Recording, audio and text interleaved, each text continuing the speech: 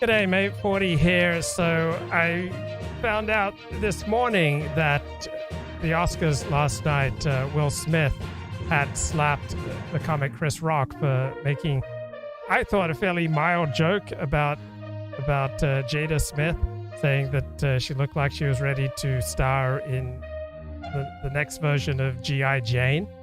To me, that's a pretty mild joke.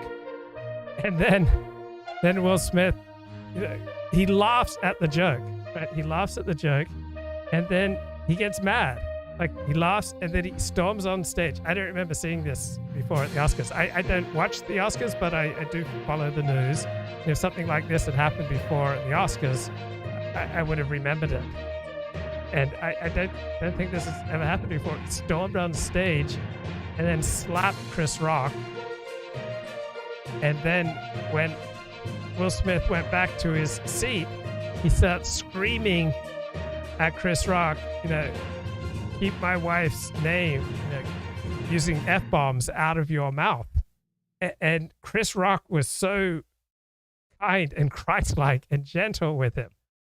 I mean, he could have absolutely devoured Will Smith, because Will Smith looked like such an idiot. But none of that's of great importance to me. What's important to me is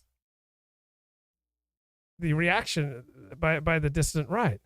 So when I was looking at the news this morning, all the overwhelming majority of the dissident right reactions I saw was that this event was fake and that this was all a setup, right? And it just reminds me how wildly out of touch most people are on the dissident right these days, right? There's this widespread belief that COVID is fake, even though we've got about 20 million dead people from COVID, but it's all fake. There's this widespread belief that the 2020 elections were stolen, even though we don't have any good, strong evidence for that. There's this widespread belief that Vladimir Putin and Russia are fighting on behalf of the West. Did you know that Putin invaded Ukraine to save Western civilization? That Putin and Russia are out there fighting for Christianity. But many people on the dissident right believe this. I was looking at Steve Saylor's blog, and 80% of the commentators were just absolutely sure that this Will Smith slap of Chris Rock was all planned. It was all fake. It was all a setup.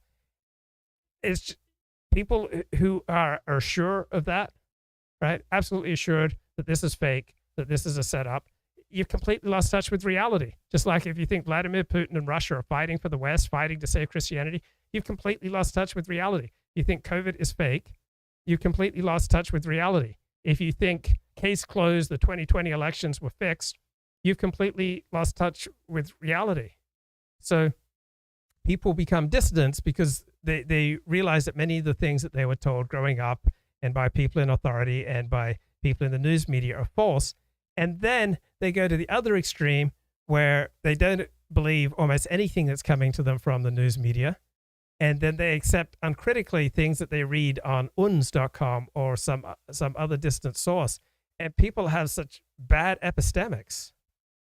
It's just unbelievable what people will believe. But I think it's part of a downward spiral. Like, that you become a dissident and you get red pilled, right? That should mean that you're more in touch with reality, that you know better about what's really going on. But instead, it increasingly looks like people who are red pilled are less aware of what's going on, that they're less effective in life. It's absurd the way that almost every distant right commentator I saw on Twitter or on Steve Saylor's blog was just absolutely sure that this was all fake and all a setup. People have lost touch with reality, right? Just because you find that the media has made mistakes or has lied to you or has a left-wing agenda, which it frequently does. The news media frequently has a left-wing agenda or frequently has a corporate agenda or it has some other kind of agenda. It favors pronouncements from official authorities rather than from regular people and their real life experiences. The news media is filled with flaws, right? The news media is frequently wrong.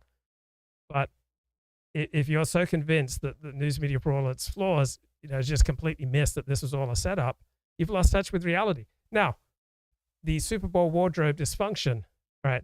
That was set up, right? When Justin Timberlake ripped away Janet Jackson's top, exposing her breast, that was clearly set up because there was tape over her nipple, right? That was set up. Will Smith slapping Chris Rock and screaming the F-bomb at him during a live Oscar telecast, and then spiraling as he's done. Obviously, that was not set up. Bernard Brightson's in the chat. And Bernard, I'm so glad you're here. He mentions he hasn't read Uns in a long time. I just read One of Us, the story of a massacre in Norway and its aftermath. It's about Anders Breivik, and it just so reminds me of so many people in the distant right. Not that they go out and murder people, but this downward spiral that they get into. So here are some highlights from the 2015 book. Starts with a great quote by I assume some Norwegian or Scandinavian whose name I can't pronounce, Hjalmar Soderberg in Dr. Glass, 1905. We want to be loved, failing that, admired, failing that, feared, failing that, hated and despised. At all costs, we want to stir up some sort of feeling in others. Our soul abhors a vacuum. At all costs, it longs for contact. And I think this summarizes the feelings and the strivings and the desires and the longings of so many dissidents, whether on the right or the left, who are unable to connect normally with other people. And so they yearn to be loved. They can't get the love. So they yearn to be admired. Can't get that. They yearn to be feared. Can't get that. They yearn to be hated and despised. At all costs, they must stir up some sort of feeling in others. And so one way that I think dissidents do that is to proclaim that things that everyone else takes for granted, such as that COVID is real, that we landed on the moon in 1969, that this is all fake. And this Will Smith, Chris Rock incident at the Oscars, all fake. Just people are absolutely sure. Warrior gene malfunction. Yeah, at least Will didn't beat the brakes off Chris. Will Smith is a fool. He's a cuckold in a cuckold relationship, yet slaps Chris Rock for no good reason. And Will Smith was laughing at the joke. And then he gets up and goes nuts. And Will Smith receives a standing ovation for his attack, right? Well, it doesn't receive a standing ovation for his attack. He received a standing ovation when he picks up a Best Actor award. Yeah, and everyone is worried about Will Smith, not about his victim, Chris Rock. I mean, so many great jokes about this. I mean, so much to be, I think, learned from this incident. But the best thing I've read is in the Washington Post, the climax of Will Smith's radical vulnerability era. Right, the slap was shocking, but the tears felt like the end of a journey. Right, it was an unthinkable hour for one of the world's biggest celebrities. But if you haven't paid attention to Will Smith recently, you'd be forgiven for finding his tears shocking. This, after all, is a celebrity who built his brand on being a smooth, unflappable character who rarely loses his cool. That image is what lent so much a gravitas to the famous hug scene in The Fresh Prince of Bel-Air, in which his character finally breaks down crying. But that's not who he is anymore. So who is he? Well, he's a byproduct of 90s celebrity culture. He's attempting something few men of his generation of movie stars have done. He's reinventing himself publicly to align with the contemporary expectations of celebrity. We once held celebrity at a distance and in high regard. That doesn't work anymore. So Will Smith's peers like Brad Pitt, Matt Damon, George Clooney, they sparsely give fans a glimpse into their personal lives. But Will Smith, who's 53, seems to have embraced this chance to err toward sharing in recent years, publicly touting his every thought and feeling with an audience that once loved him precisely because he did the opposite. Now embodies a singular type of public figure, an old-school movie star who embraces radical honesty and seems to be on a quest to exorcise his demons in public. Yeah, Chris was totally elegant pro, absolutely. Yeah, the Will Smith slap is getting more people to research his polyamorous relationship.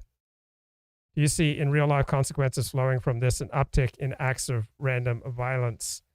Well, I'm not sure about that. Did I ever meet the porn star Will Stiff? I don't remember doing so. It's difficult to pinpoint exactly when the shift began, but there's no question it has been a conscious decision As Will Smith tells it, he hit a midlife crisis point in 2012, a year he refers to as the year of the mutiny. It was really the year that my family rejected the direction of my leadership, Will Smith said, explaining that while his family was successful, it was not happy. He wanted to change and grow as a person, a husband, and as a father, not merely as an entertainer. I mean, isn't that why we're all here right now, so that we can grow as men and as Jews and as the inheritors of the Western tradition? So Will Smith made it his mission to enrich himself emotionally, mentally, and spiritually. He took part in more than a dozen ayahuasca rituals in Peru.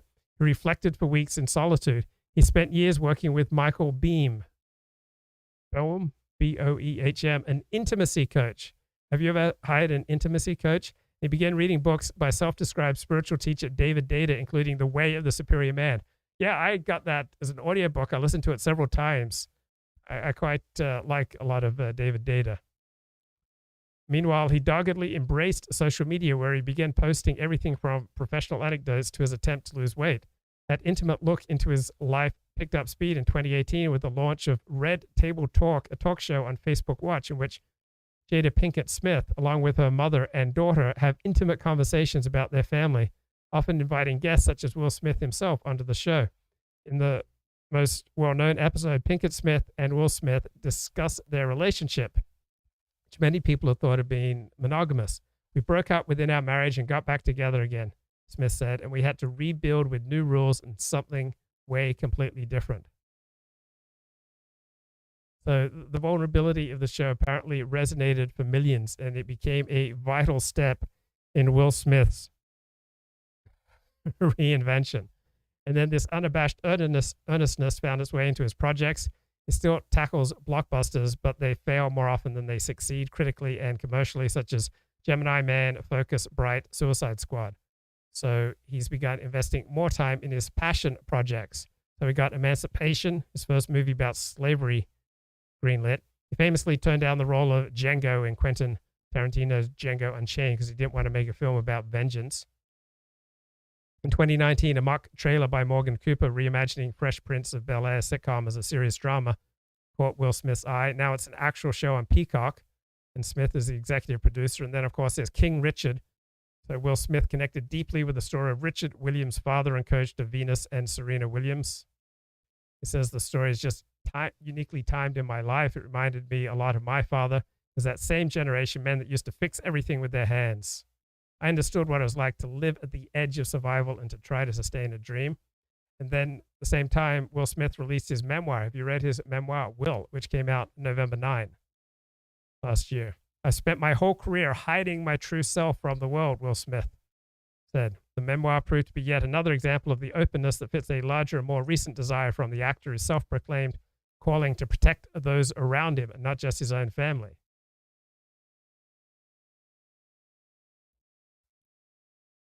So Will Smith wants to become a protector. Now, there's one passage from his memoir that may shed an uncomfortable amount of light on what happened last night. Will Smith writes about his father's alcoholism and violent tendencies, focusing on a particularly awful experience that he wrote defined who I am. When I was 9 years old, I watched my father punch my mother in the side of the head so hard that she collapsed. I saw her spit blood. When his father was suffering from cancer years later, he wrote that he was pushing him in his wheelchair from the bedroom to the bathroom, a path that crossed the top of a staircase, entertained the thought of throwing him down the stairs and of killing him. Then everything that I've done since then, the awards, the accolades, the spotlight, the attention, the characters, and the laughs, there has been a subtle string of apologies to my mother for my inaction that day, for failing her in the moment, for failing to stand up to my father, for being a coward. What you have come to understand is Will Smith, the alien annihilating, the bigger-than-life movie star, is largely a construction, a carefully crafted and honed character designed to protect myself, to hide myself from the world, to hide the coward. So in his bizarre speech last night, he repeatedly suggested that he's needed to protect those he loved. Richard Williams was a fierce defender of his family. I'm being called on in my life to love people and to protect people and to be a river to my people. Perhaps the person he most needs to protect is himself. That's exactly what he's doing. That's not a partisan attack, it's true. If you doubt that it's true, watch his performance just over the past week. On Thursday, for example, Joe Biden was asked how the United States would respond if the Russian government used chemical weapons in Ukraine. Now, that's a hypothetical question. Presidents at the podium often get those. Presidents rarely respond to hypothetical questions for a very simple reason. They don't know the circumstances ahead of time. So there's no reason to risk American prestige or to terrify the rest of the world by saying the wrong thing. So they don't. Biden had no obligation to answer that question. Very few presidents would have answered it, but Biden did answer it. And here's what he said.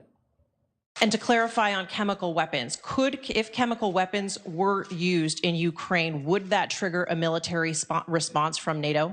It would trigger a response in kind. Whether or not you're asking whether NATO would cross, we'd make that decision at the time. So he's closing his eyes, trying to remember what the cue card says. What's our policy? And what he comes out with is, if Russia uses chemical weapons, the U.S. will respond in kind. If Russia uses chemical weapons, the United States will use chemical weapons. So no American president has said anything like that in your lifetime. You grew up assuming the United States would never use chemical weapons because the United States is not a rogue state. In fact, our role globally is to suppress rogue states. They tell us that's what we're doing right now. And yet, in a flash of pique, because he couldn't remember the correct words, Joe Biden, the president of the United States, reversed 100 years of American security policy in the middle of a war. This did not escape the attention of his own national security advisor, who instantly responded by restoring the status quo, or attempting to. Quote, "The United States has no intention of using chemical weapons, period, under any circumstances," said Jake Sullivan, flatly contradicting his boss. No one who works for the president wants to do that, but Jake Sullivan had no choice. He works for a man who cannot even pronounce his own vice president's name consistently, and yet is in charge of the United States at the most delicate moment in our lifetimes. But Biden didn't slow down. He kept going. The next day, his advisors allowed him to fly to Poland to, quote, rally the international community in support of Ukraine. And while in Poland, Biden met with soldiers. Okay, speaking of losing touch with reality, what happened to regular commentator Monsieur? So I was just looking at his Twitter feed, and it's really become increasingly unhinged. So he tweets increasingly. There's something going on with him. And 8 hours ago, he tweets, "I bitch a lot about the unwavering faith in the regime and the blackpilling here, but let me be charitable for a moment." Okay, so he's going to be charitable now. "I was loyal to the regime until it fucked with me. And I believe it was strong until I could see the cracks personally. Both happened in the past few years." So how many of you believe that the regime is purposefully fucking with Monsieur? Right? So when the world doesn't go your way, when America doesn't go your way, when the universe doesn't go your way, when life doesn't go your way, it's probably not because the regime is fucking with Monsieur. So he says it's probably just the case that the PMCs, so there's a player-created characters in video games who frequent this place much more insulated than I am. So it's Monsieur. He's out there in reality, but you're probably much more insulated than he is. So Monsieur is out there on the mean streets. He's in reality, but those who doubt him, they're probably more insulated from reality. You can't really believe it until it hits you at home. So he's absolutely convinced that the American regime is going after him. But he's not going to take it. As for the loyalty, so pretty shocking. Doesn't sound like he's terribly loyal to the American regime anymore. As for the loyalty, most of my class could blame the calamities of 2016 to 2020 on Trump. It was Trump messing with us.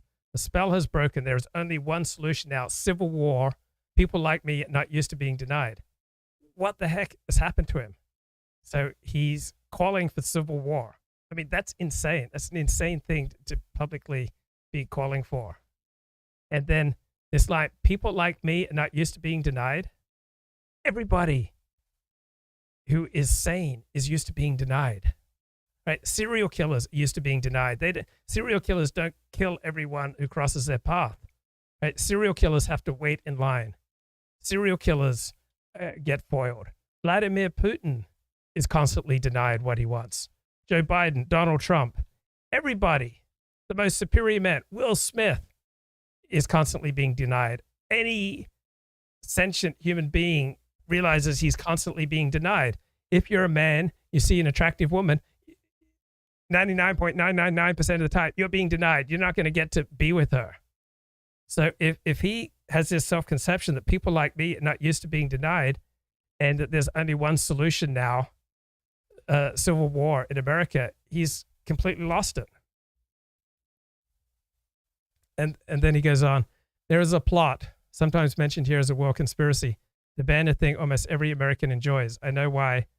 Brent's father was going through a bad divorce and this thing inconvenienced him, so now it will be banned. This is how my class treats obstacles. I expect the next decade to become extremely squirrely. Okay, not sure what's going on with Monsieur, but he seems to be losing it. Yeah, that's the Monsieur of Babs and Kyle. I have no idea what he's talking about. I don't know any details. Josh Randall says, I am the regime's sole priority right now. Yeah, if the average Ukrainian plays video games about wars, I bet they'll have the experience to stop this invasion. John says, Greg Gutfeld is everything Tucker wishes he was. Tucker's the most influential man on TV.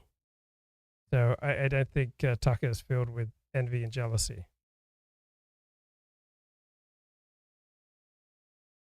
Rose Biden is firmly in control. Okay, so if you're convinced that there are other people out there who are much more powerful than Joe Biden, then name them. Right? Ronald Klain, his chief of staff, who can be removed at any moment. You really think that he's more powerful than Joe Biden?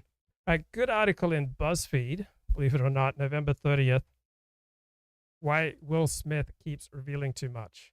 With a new confessional memoir and his growing social media presence, the actor is trying to reinvent himself. Perhaps you're like me. You're waving the white flag. Perhaps you're on your knees, hands clasped, eyes set toward the sky, begging, please, Lord, let me not find any more unsolicited information about Will Smith's sex life. In the last few months, and especially in the last few weeks, we've learned entirely too much. We learned that Will Smith and his wife, Jada Pinkett Smith, have an open marriage. Yeah, open to everything but a joke. And sometimes it's hard. At some point, he wanted a harem of girlfriends. Go off. We've learned that sometimes Jada is maybe not 100% satisfied with their sex life. No, wait, she is actually totally satisfied. In fact, speaking of satisfaction, there was this one time when Smith was so focused on her pleasure that he was either going to satisfy her or die trying. This week, we learned that Smith dealt with being cheated on by his first girlfriend by having so much sex that it made him gag and at times vomit as a psychosomatic reaction to an orgasm.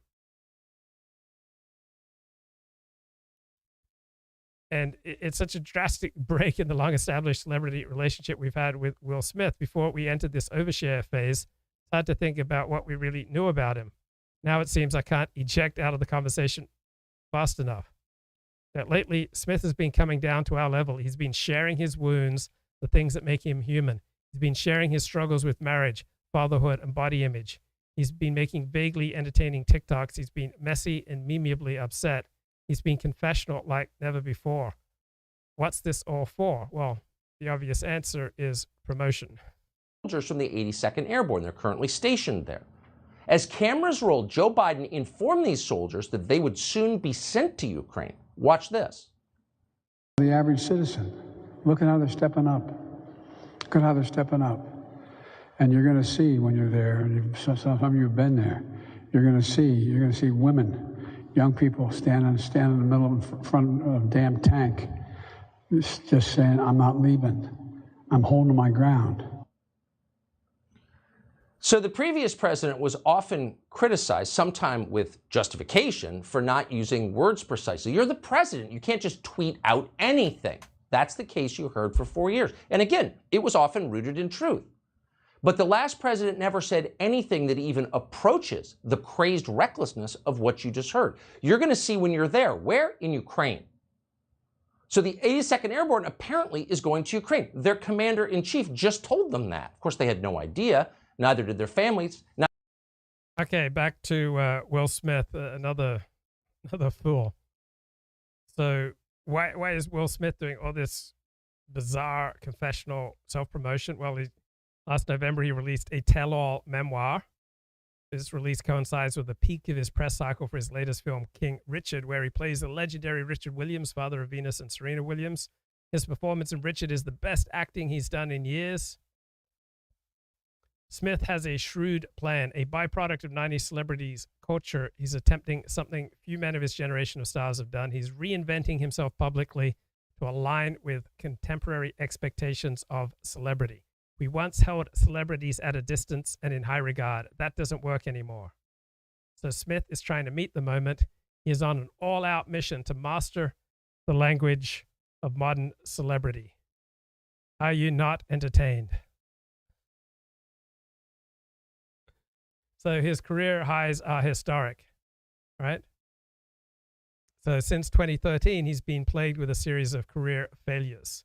That was the year after Earth was released. A film co-starring his son, Jaden, led one critic to ask, is After Earth the worst movie ever made?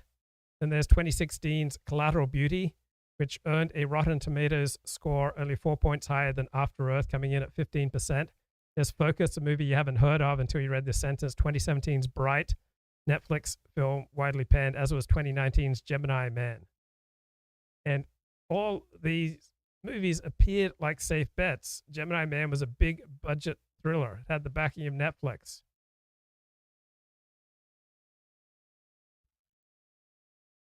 So Will Smith blossomed as a star in the 90s and early aughts, stretch of time when the very idea of celebrity was at its most potent. We didn't know then, but with relatively few outlets telling us what we should be caring about or consuming, we were in the firm grip of a vast monoculture, perhaps the last time in pop culture history. Once the Hollywood machine made you a celebrity, there was little you could do to lose the title. Fame was the all-powerful currency. Reality TV was still a quirky and lowbrow offering. You want to watch real people?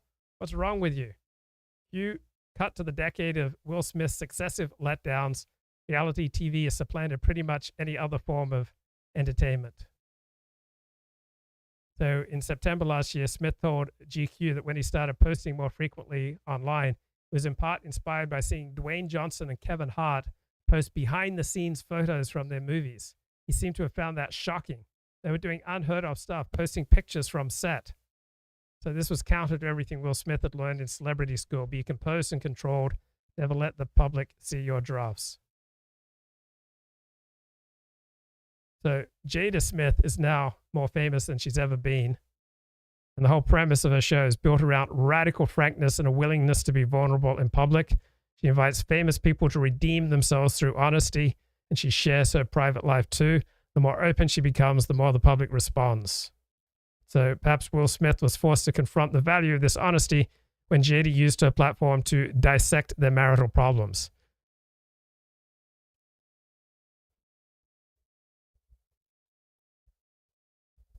Okay, let's get a little bit more Tucker here. Neither did anyone in the United States until Joe Biden said it live on Friday. The White House didn't even know. Fox News reached out to Biden's spokesman after those remarks, and no one there, no one in the White House seemed aware that those remarks had been caught on tape.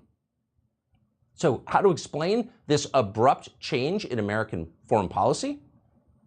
Quote, the president has been clear we are not sending U.S. troops to Ukraine, and there is no change in that position, end quote. So for the second time in 3 days, the administration has to flatly contradict the commander-in-chief, and not on a minor question. These are often written off as a gaffe. No, a gaffe is when you mispronounce somebody's name. Telling troops they're going to be sent to Ukraine, pledging the United States is going to use chemical weapons? These are not gaffes. These are something else. They're dangerous, that's for sure.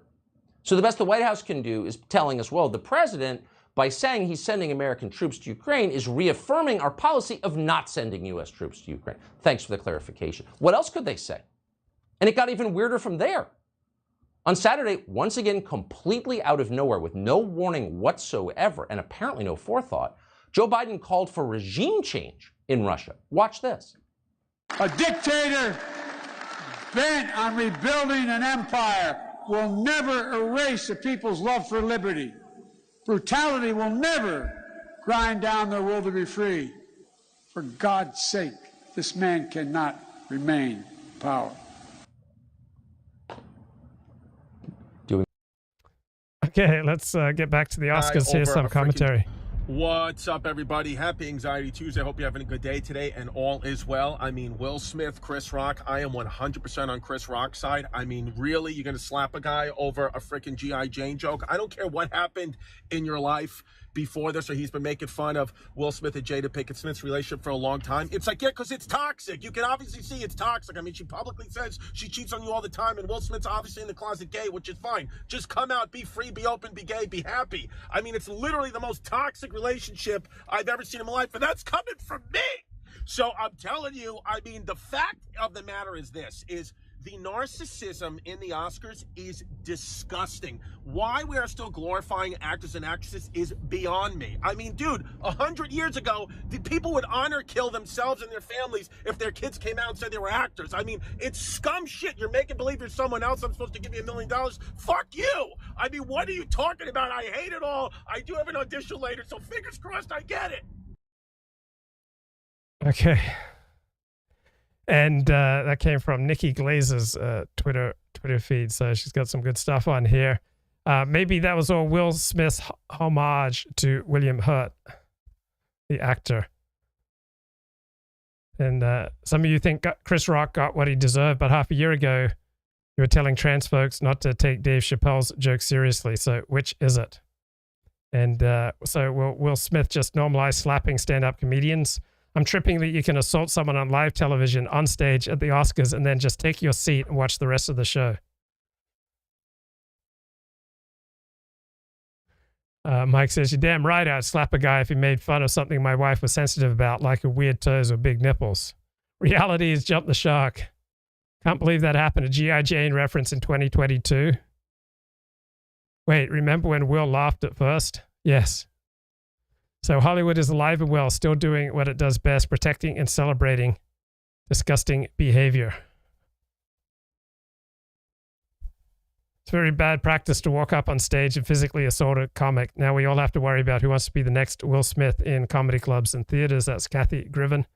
This level of narcissism by Will Smith is nauseating. Now he's apologizing. Classic Oscar speech, forgetting to mention the one person who deserves it the most.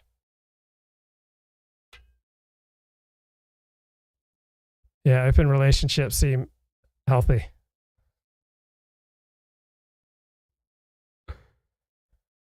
Wow. Okay, Wall Street Journal. Will Smith wins the Oscar for battery. A man who became rich and famous pretending to fight space aliens committed a real act of television violence on Sunday night, and then Hollywood's finest gave him a standing ovation barely half an hour later. It's any wonder that much of America's lost all respect for self-referential Hollywood. And apparently, Chris Rock did not rehearse the joke that upset Will Smith during Oscar performance. So that riff about his wife, Jada Pinkett, going in G.I. Jane 2. Doing his Churchill routine. Fine. When things aren't going well at home, all presidents seek solace abroad, where they're taken much more seriously than they are by their own voters. But he couldn't stop himself. For God's sake, this man cannot remain in power, Joe Biden said of Vladimir Putin.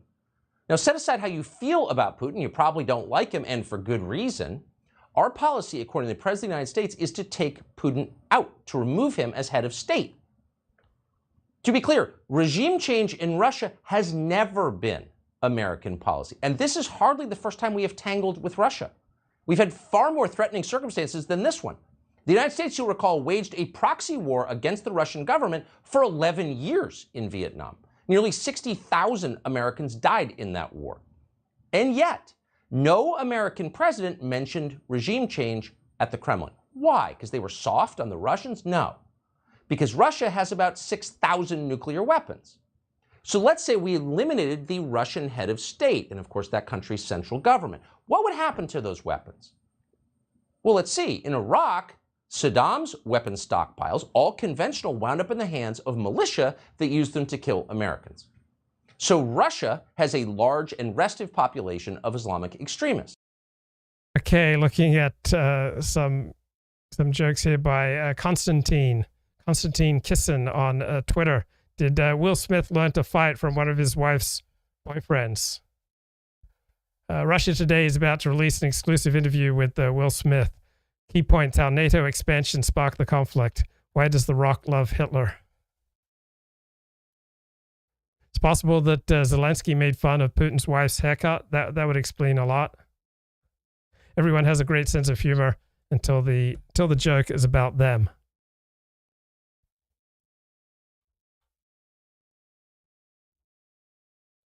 If I were Will Smith, I would have simply debated and defeated Chris Rock in the marketplace of ideas.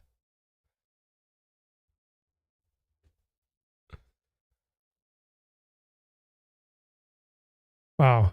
So Will Smith finally apologized today, but the chat reminds me that various people in the distant right did believe the slap was real, such as Eric Stryker on his Telegram, Ethan Ralph, Southern Dingo discussed it, and cuck issues on Tequila Sunrise. Okay, so some people in the distant right do. I just saw an awful lot of people on the distant right thinking, oh, this is just all pretend. This is all nonsense.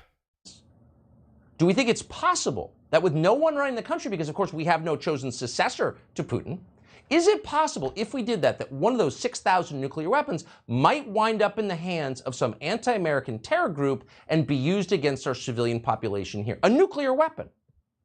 Well, that's not just possible, it's likely. And that's if we were to succeed in killing Putin. What if we don't kill Putin, as apparently is now our policy?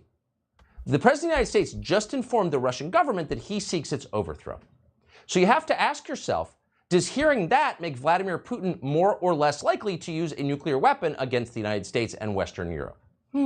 How do trapped animals behave? Well, they lash out with fangs and claws.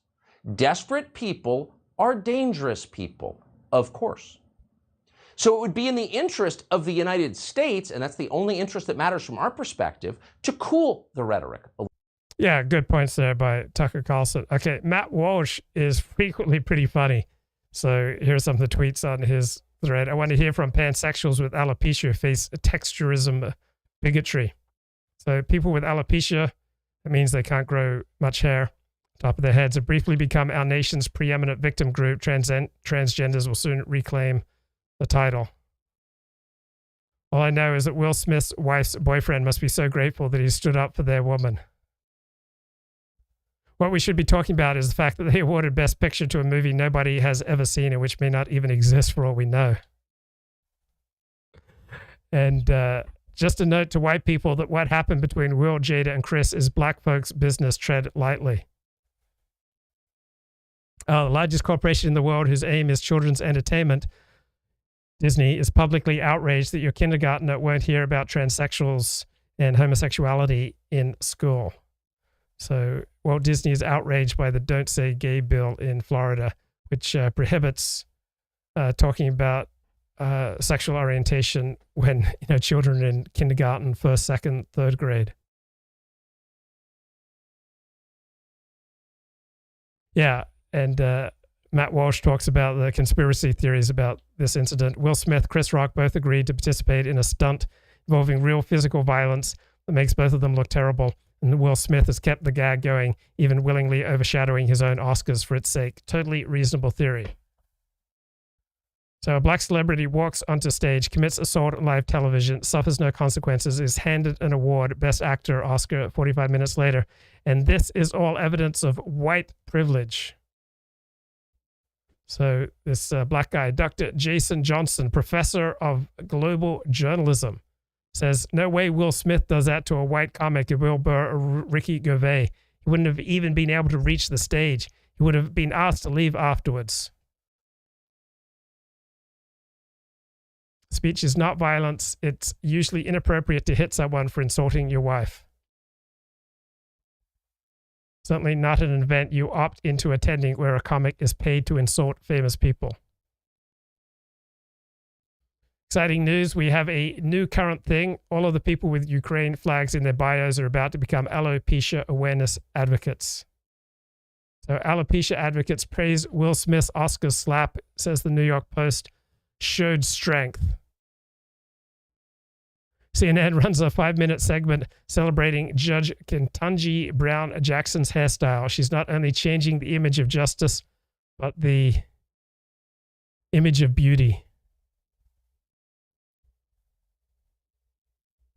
The conservatives defending Will Smith might want to take a second, think about the fact that they're siding with woke leftists who believe that jokes are literally violence.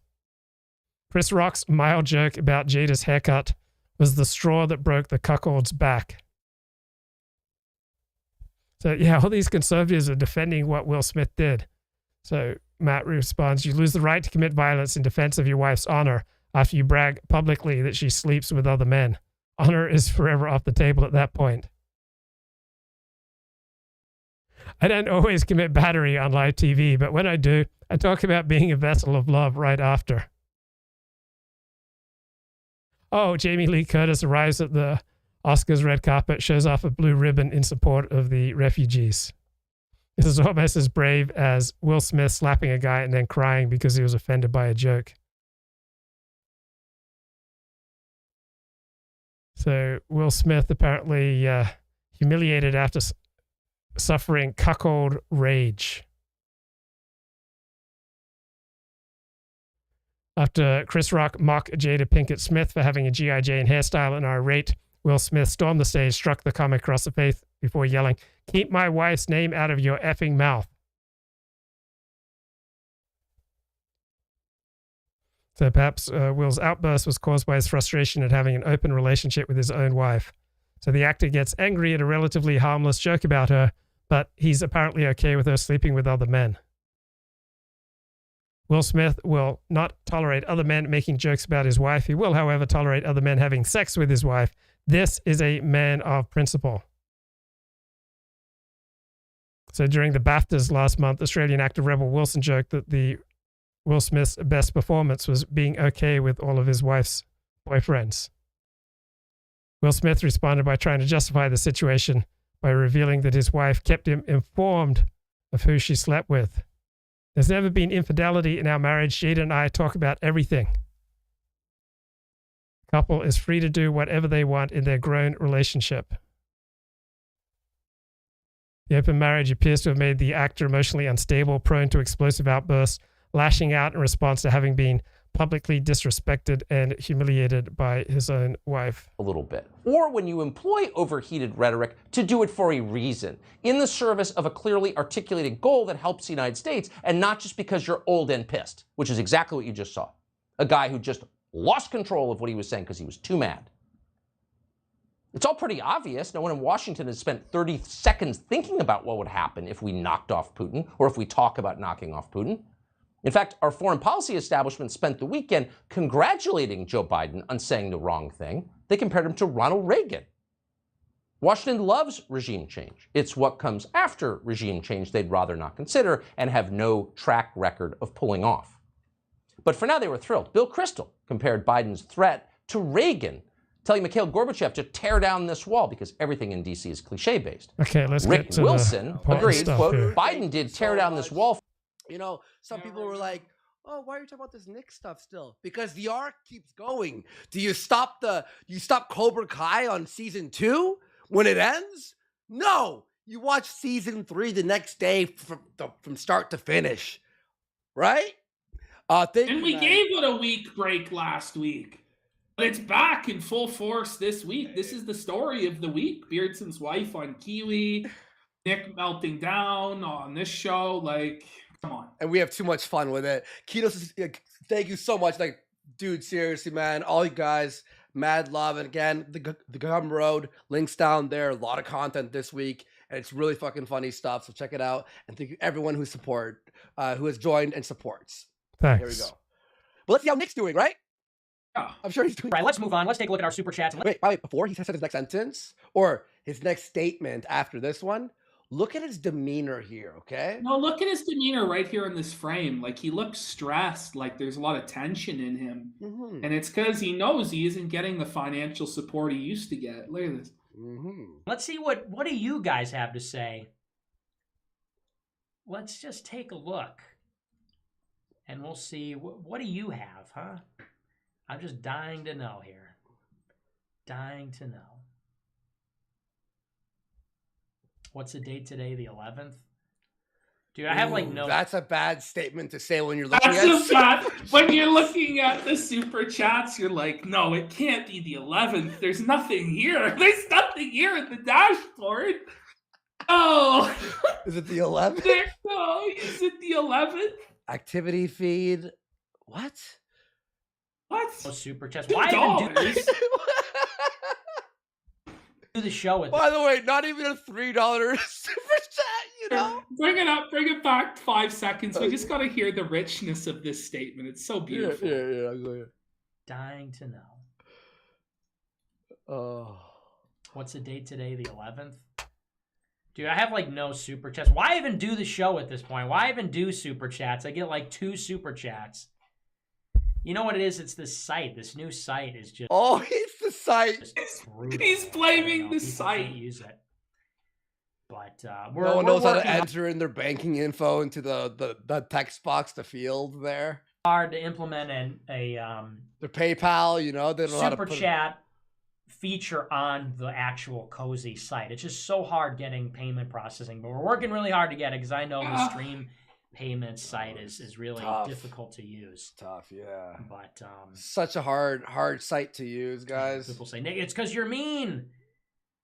It's because you're mean. Yeah, that's true. How do you have 6,000 watching and not one super chat? That's insane. Yeah, if we had 6,000 watching, we'd make like $6,000 in donos or some crazy shit like that. There would be comments $1,000 asking me to stop reading super chats like the whole app after it was posted. You're mean. Yeah, that's true. Well, whatever. I'd rather have. Watch here. He tries to bait for donos. He does? Okay. People trying to destroy my soul. It cripples my soul to read some of these. See, there he is. He's like, Fuentes. It hurts my feelings when I have to read these. It really bothers me reading super chats. That's what you do, like, to try and bait donos on like IP2 or shit. He was just doing it there out of desperation. Probably. Now watch what super chats he does get. They're just shitting on him. No. Not for being late. Yeah. Me, Bob, I'm still new and wondering when you might open the merch store. Would love to get an America First hat and couldn't make it to AFPAC to acquire one soon. Okay, we're trying to get payment processing. Awesome. Yeah, John Duffy. So hear that. So not only is he not getting super chats on a consistent basis, but the merch store is down. There's no money coming in from the merch store. So where is the money coming from for AFPAC? Where is the money coming from for all this shit? My theory is it's coming from Master Milo and the fucking RNC caucus to subvert the movement to their own twisted ends. It's no wonder he's out there poisoning the well with the Russia stuff, with the incel stuff, because it discredits this movement and makes it easy for the establishment to write them off. That's what's going on. That's where the funding comes from now. Any organic funding is dead. That's what we just learned in a minute and a half. I think you're right. Now watch the super chats come in making fun of him for being late and saying that's why he doesn't get... He says you don't get many super chats because you start too late for the East Coast. Oh, thanks for telling me. That man says this show is not for East Coast niggas. They can all go to sleep. Disavow. It's like 2 a.m. for people on the East Coast. Whoops. Oops. Whoops. Chill Groiper was chill. But hey, stay in school, man. Pause it. Now he's telling people to stay in school. So he's not making any money. He's getting made fun of for being unprofessional. And now his advice to one of his underlings, one of his people that helps him with the stream, is to stay in school. Be sure to stay in school. Don't do what I did. Stay in school, kids.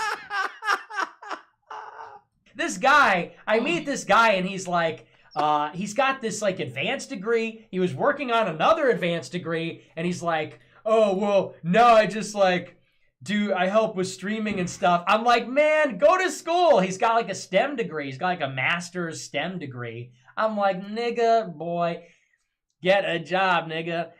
So, yeah, I'm trying to push him in the right direction. But great to meet you. Good guy, Chill Groiper. Not trying to boss you around. You're older than me, but I'm like, dude, do you know how many people would kill to have an advanced degree in a STEM Pause it. subject and have that aptitude.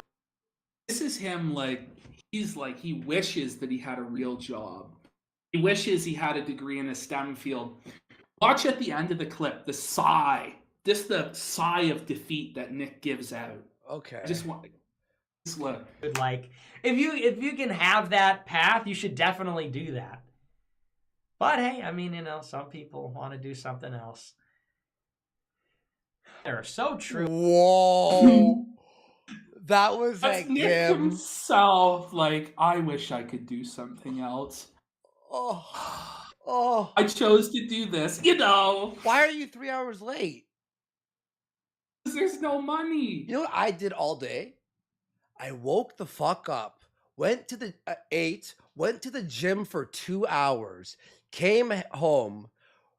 I edited our Survivor fucking thing for Gumroad, finished that, ate again, fucking finished the voice for the new Subcultured Iceberg video, edited all the audio to come and meet you 10 minutes later after a quick shower.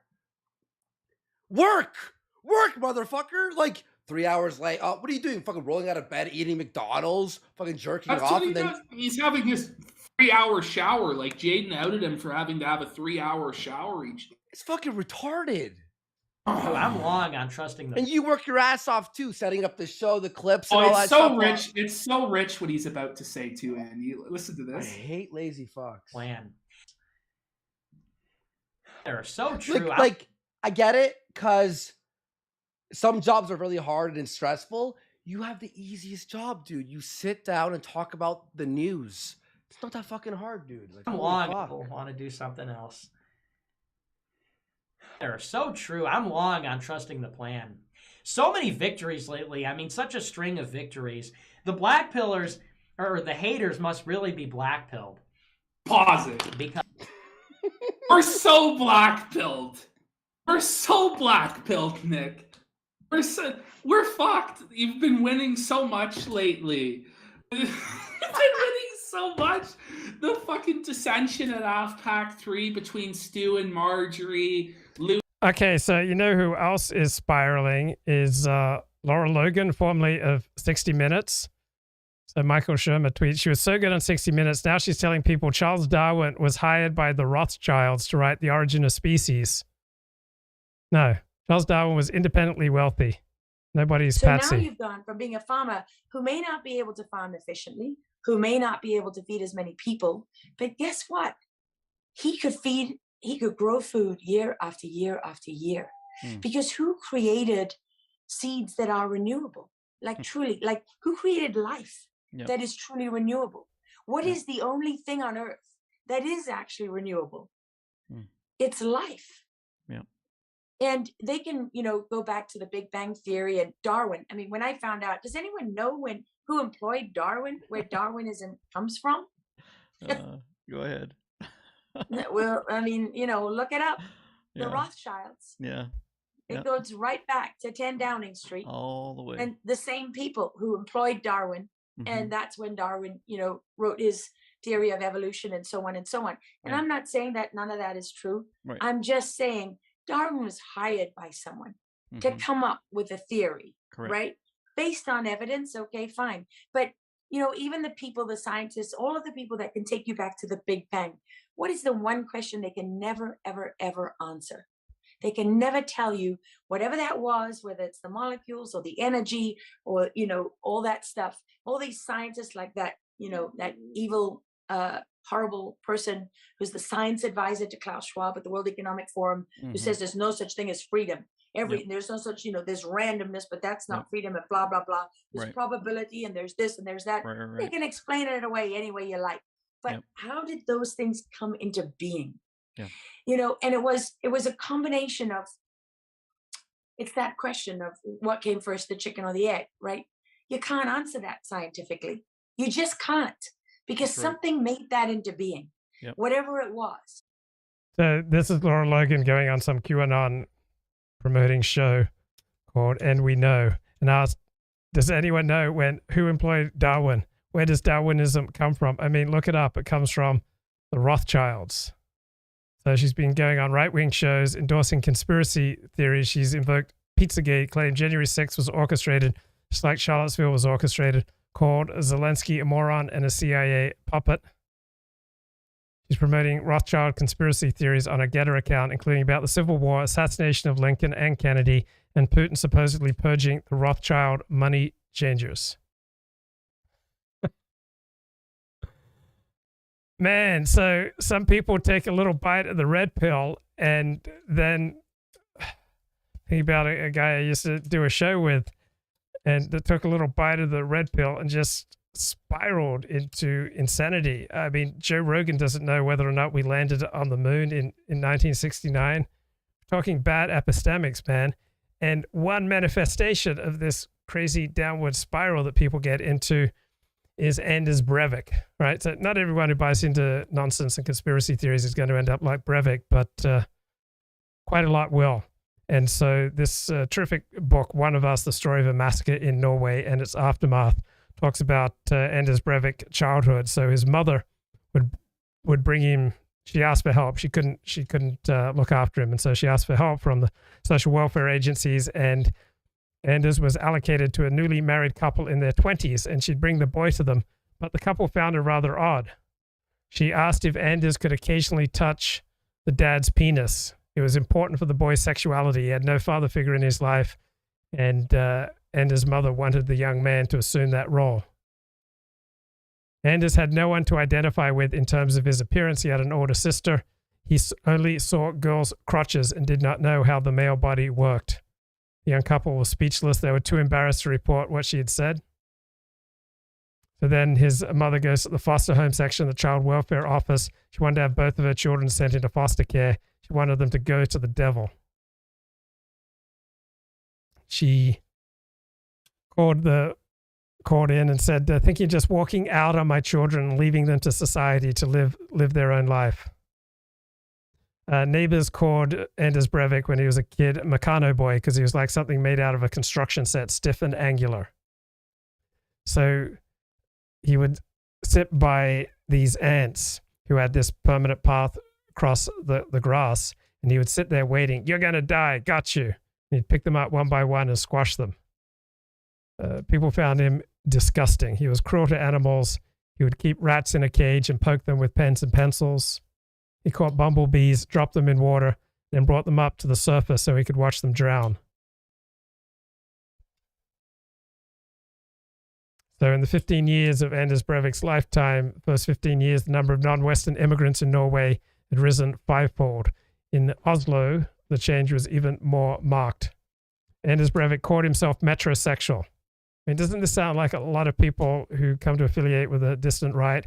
He dressed up, he wore makeup, he used vitamin-enriched hair products. He ordered Rogaine from America, which promised to stop hair loss and trigger the follicles into new growth. He spent a great deal of time in front of the mirror. Too long, thought his friends, who would laugh whenever he overdid the makeup. When he started wearing foundation, they teased him even more. It's concealer, he objected. In summer, he applied bronzing powder. Kept a whole row of aftershaves in the bathroom. His nose was new. Got a nose job.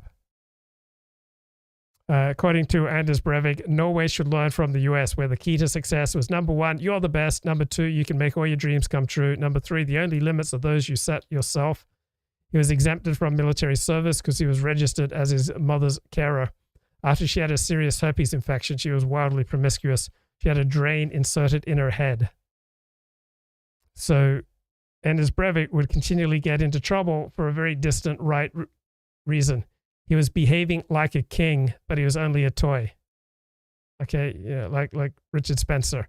Behaving like a king, but he was only a toy.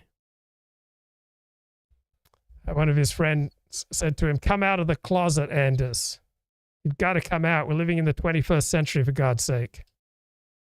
Like his friends thought he was gay. Plainly wasn't interested in women. He just pretends. With his makeup and his giggling and his affected voice. What he liked to do most was sit down at the computer and escape from reality. So he spent years playing World of Warcraft. He avoided his friends. The computer screen attracted him more and more. He could not be bothered to work out. His diet was poor. He no longer made an effort to dress up and go into town. He was sick of partying with friends. He was all into World of Warcraft. Then suddenly in the summer of 2008, he felt like being sociable again. He rang his friends, got together, told them he was working on a book about the Islamization of Europe, and he'd deliver long lectures to them. The Labour Party has ruined our country. It's feminized the state. It's made it into a matriarchy. It's made it into a place where it's impossible to get rich. He started repeating himself. His friends glossed over his peculiarities, the strange behavior, the extreme topics of conversation. They figured soon he'd be back to his old self. When his friends finally told him to shut up, he stopped talking. He could not cope with the transition from didactic monologuing to ordinary chatting. He could only talk about what his friends called his gloomy outlook on the world. In the evening, he relaxed with the vampire series True Blood or an episode of Dexter, the show about a serial killer. It annoyed him that all these series he watched were so keen to promote multiculturalism.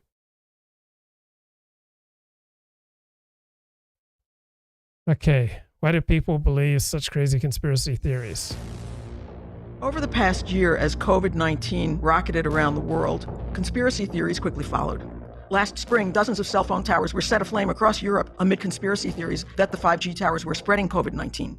In January, a Wisconsin pharmacist was charged with deliberately destroying hundreds of doses of the newly available COVID-19 vaccine because he believed a conspiracy theory that the vaccine would change human DNA. And some people are asserting that the virus itself was engineered by the Chinese.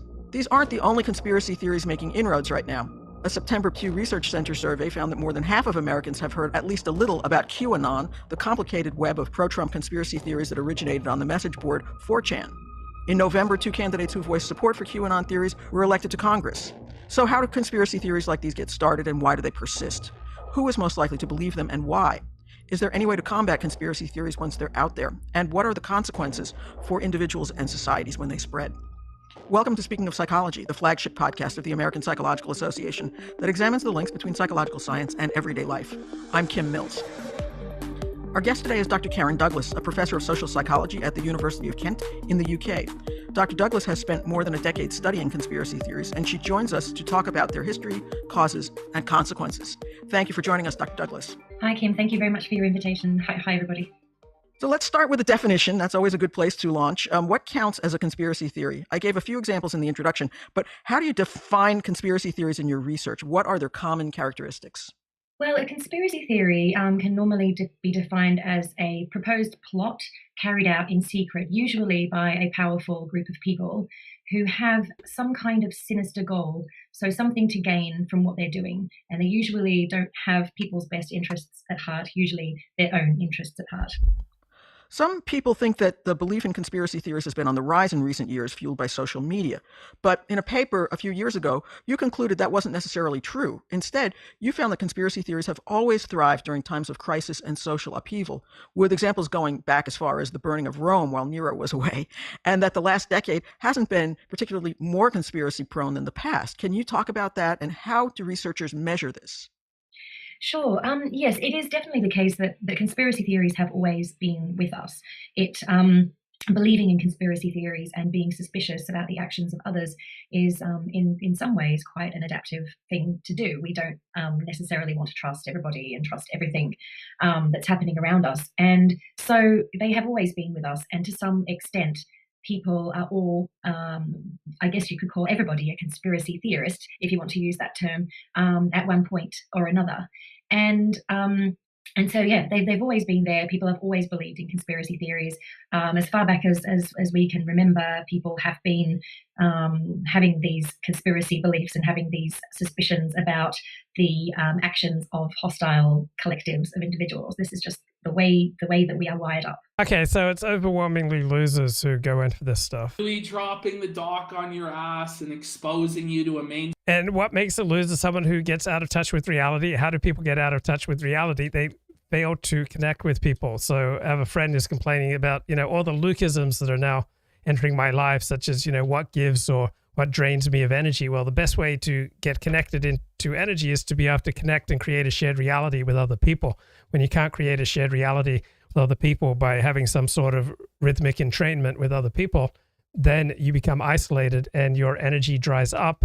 And then as your energy dries up, your social connections dry up, when you're not connected with other people, you have this desperate need for meaning, which then leaves you wide open to pursue meaning in a desperate way. When you're desperate, you don't tend to make good decisions. Desperate people seeking meaning turn to really, crazy stuff like QAnon or some of the more extreme parts of the political spectrum. Mainstream audience is an insincere faggot. Now you're not having any super chats. The merch store's down, no payment processor. Beardson's spiraling, losing his mind, trying to shit on and kick off other streamers so he can make more money himself. But the winning is endless. The haters are so black-pilled, Like, how long after that super chat rant was this part? Like 20 minutes later. Oh, man. Oh, I love it. Oh, chef's kiss. Guys, between the can we even... There's so many victories you forget about the other ones. It's just this... Elliot says, is the belief in dozens of genders in the same family the same as conspiracy theories? Yes. Systemic racism, nonsense conspiracy theory. So the wokesters are increasingly delusional, and much of the dissident right also increasingly delusional, because both are getting separated from normal human contact. String of huge, uncontested victories. You love to see it. Yeah, I love when people meet me. He's about to give us, though, his big victory for the month. Is he? Are you ready? Nick's going to tell us his crowning achievement. Yes. Okay, hang on. Yes. Okay. Now I'm ready. Okay. And they're like, wow, I thought you were going to be so short, and you're actually pretty average height. I'm like, thank you so much. I thought you'd be so short. You look so short on the internet there, but you actually turned out to be average in height. That's his big win. I love it. What a win. W for Nick. You win, bro. That means a lot to me. I had a meeting with this guy in Orlando before the conference, and he was like, whoa, you're way taller than I expected. He's like, I was expecting you to be like 5'4". And I'm like, yeah, I know. Thank you. Everybody's always lying about me. So they're lying about you. Thanks. You're not 5'4". You're 5'6". You're 2 inches taller than I thought. And red-pilled me. I remember when I first... Listen to that statement. Bring it back 5 seconds. He just said that Beardson was the one to red pill him. That he was completely ignorant politically before Beardson came along and red pilled him. And he's going to talk about how he used to look up to Beardson as a hero and how Beardson is a legend. Okay. I'm like, yeah, I know. Thank you. Everybody's always lying about me. So, thanks. Beardson red-pilled me. I remember when I first talked to Beardson, I was starstruck. Now it's like, whatever. No, I love Beardson, but I remember when I was like a junior, senior in high school, and I would follow Beardson and Paul Town. Like, those guys are still legends to me, too. Those guys are still legends in my eyes as well. Paul Town. And I remember seeing Paul Town and Beardson calling each other pedophiles and respawning constantly, and they did the content Emmys with Sam Hyde, and I was like, oh my gosh. I remember being on the Weekly Sweat for the first time and being like, Mom, Dad, I was on the Weekly Sweat. I got to talk to Paul Town and Beardson.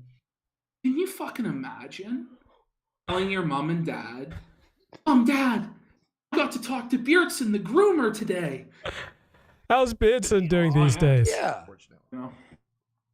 I'm not some of the biggest pieces of shit ever. Like, they'll spam doxes in the chat to try and get me banned and shit. They're just scumbags. Yeah. If all my fans are absolute retards, then that reflects poorly on me, right? Yeah, it does. I guess. One of us has to step our game up. Oh man. You said it, not me. I'm not saying we have to stop being funny. I'm not saying we have to stop having fun. But be nice to me. But all of us as human beings, whether we're content creators, chatters, mods, whatever the fuck. We all have to excel to that next level. You know what I'm saying? When I drank last week, the comments were brutal. Andy, stop drinking, you're a fucking idiot. You're like, Ralph, don't do this. It's not funny. What did I do? Did I go, hey, ban them all? I DM'd you and went, look, I'm going to stop drinking. Like, because people don't like it. You're like, fair enough. maybe they're being constructive with how you're acting or what you're doing. Stop being a bitch, Beardson. They're like, hey, man, chill out, man. Oh, breaking news, Andy. Pantsu has just said on the show that she loves the Canadian accent on guys. And Ralph was a bit taken aback by that statement on the show. Pantsu's horny for that Canadian. Oh, she watches the show. Yeah, she's watching it instead of the kill stream. She's getting really wet, you know. Oh. Kill stream, Pantsu is a desert. Fucking Kino Casino, it's like a fucking ocean between her legs. I mean, literally. I mean, this is just the truth. We have so the entire world apparatus. Ralph's gonna beat her after the show, dude. Trying to fucking kneel on our necks Yeah. like George Floyd right now. George Floyd. There we go. This is just the truth. Thank you, Beardson. There, we appreciate you. Let's read some of these super chats. That's fucking funny though. We are at 200. Wow, everyone, thank you so much for supporting us. Yeah, generous. Okay, I think that will do